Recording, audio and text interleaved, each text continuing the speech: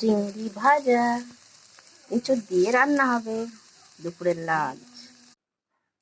তো দুপুরে লাঞ্চ থালি নিয়ে চলে এলাম। তো তোমরা দেখো, এই যে এটা খুব বাজে ভাবে আসছে লাইটটা, মনে হচ্ছে সাদা তরকারি। দেখো এই যে এঁচোড় দিয়ে চিংড়ি দিয়ে রান্না করেছি।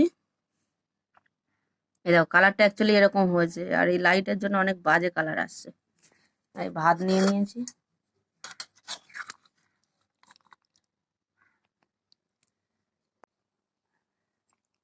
ধোঁয়া উঠছে, এই সবে সবে করলাম। এবার টেস্ট করে দেখা যাক কিরকম হয়েছে। বেশ ভাত পড়ে গেল একটু নিচে।